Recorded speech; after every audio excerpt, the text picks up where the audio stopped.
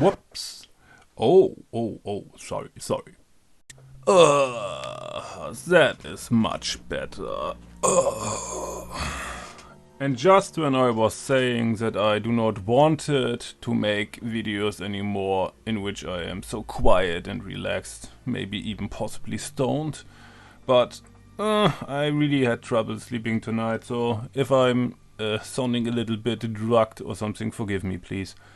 Okay, about what the Reapers are actually doing. And what I wanted to say in this video is, it is still not over. There's still the war effort going on. I wanted to talk about the war effort again. Yes, I know some people are already tired about the topic, but it's not going away, just how the grind is not going away, right?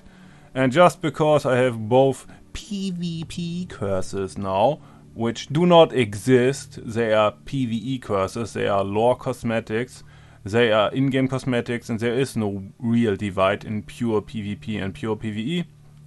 I wanted to shine a little light on the war effort once more, which is ironically only really, there's only really effort put in for the Reapers, or the servants so to say.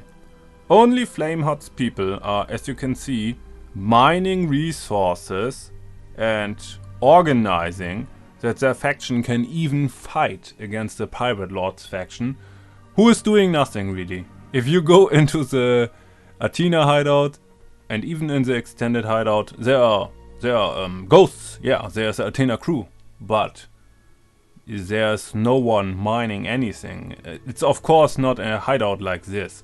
This Reaper's hideout, which is very new compared to the Athena hideout in general, was built properly to hide a hideout beneath the hideout, something that most people probably don't expect, and also collect these valuable resources, which Captain Falco has probably already made a documentary about, explained how important they are. For example, this red one looks like a shroud stone, a veil stone, whatever. Or it could just be one of the red stones the Reapers like to use for their lanterns, glasses or weapons. Yeah. And as you can see, they are putting quite the effort in. This poor skeleton is so tired from working. And this is proof. This is my whole point about why it would be a very wise and adventurous step for Rare to just put a gold sink in the game for allegiance. Maybe even a duplon sink, I don't know. I think they could use both, because war is not just fighting. It is not just going out and killing enemies or killing people who might become enemies in the future. It is accumulating might just so that your possible enemy also cannot have it. And this is pretty much resources. And who can get the most resources in the Sea of Thieves? The guy who controls the trade. Or the guy with financial power. Because the Reapers, skeletons or not, but most probably living people, can still go to the outposts, who are probably on the Pirate Lord side, but not really. They can just buy the resources from the merchants. Cannonballs, planks, food, blah blah blah blah blah. The battles are not everything, and somebody who supports the warring factions with resources and their own treasure should also make valid process, not just weak, pathetic process like this alibi PvE mode, this defending, which is just the most insulting grind that I have ever seen in any kind of video game.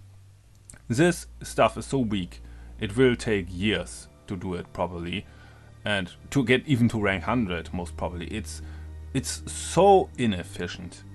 Instead, I hope and I just pray that Rare is listening to me, that I don't know why they have even thought, yeah, let us put this weak excuse for a PvE mode in the game, which people might enjoy, it's really just an excuse, I think.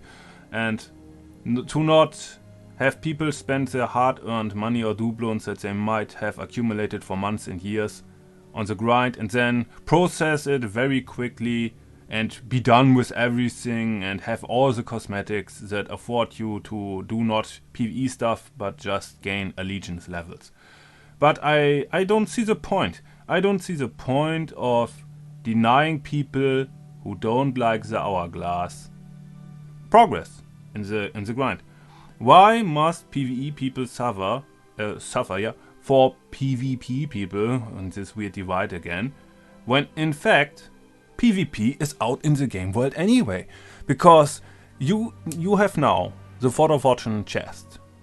What do you think is going to happen if people even alliance over it? Only one crew can make progress with this chest.